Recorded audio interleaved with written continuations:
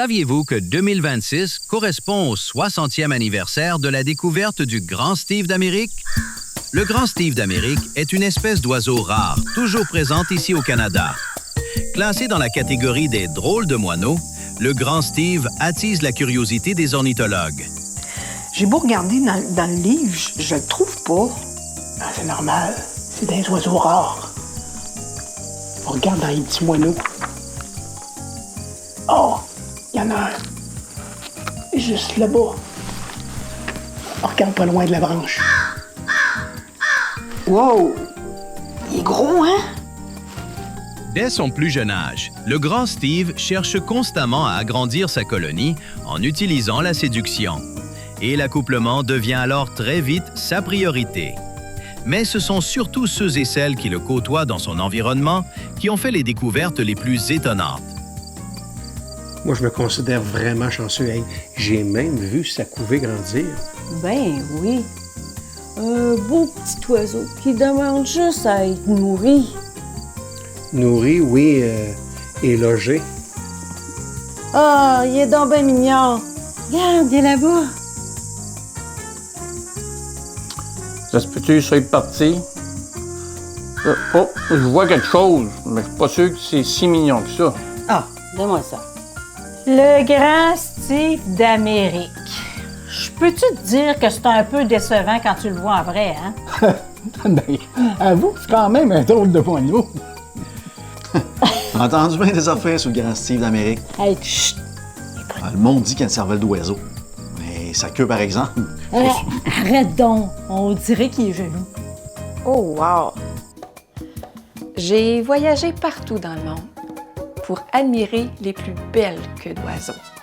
J'en ai vu de toutes les couleurs, j'en ai vu de toutes les longueurs, mais celle du Grand Steve, c'est vraiment la plus spéciale que j'ai vue.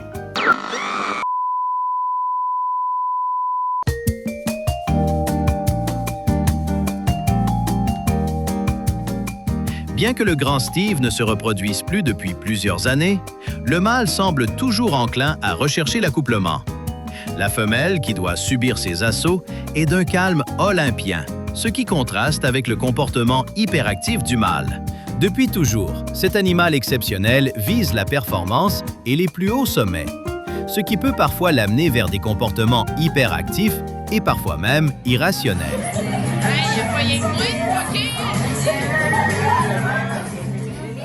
Cette intense hyperactivité du mâle l'oblige parfois même à cesser toute activité en milieu de journée.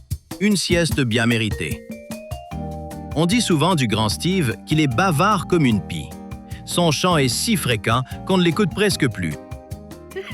Même si le chant de la femelle est plus rare, il est facilement reconnaissable par son gloussement. Le Grand Steve d'Amérique fait son nid en bordure du fleuve Saint-Laurent. Et comme si son propre nid ne lui suffisait pas, il n'hésite pas à mettre son bec dans celui des autres. Mais son territoire de prédilection est la forêt, là où il peut libérer son instinct sauvage. Au plus chaud de l'été, le vent du large le pousse jusqu'aux îles de la Madeleine, où l'attend toute une colonie d'oiseaux rares. Quand la saison froide arrive, comme beaucoup de migrateurs canadiens, le Grand Steve vole vers le sud et parfois même, fait inusité, jusqu'en Europe. Pour en savoir plus sur le Grand Steve d'Amérique, communiquez avec le Service canadien de la faune ou consultez le répertoire des oiseaux rares du Bas-Saint-Laurent au grandstevedamerique.com.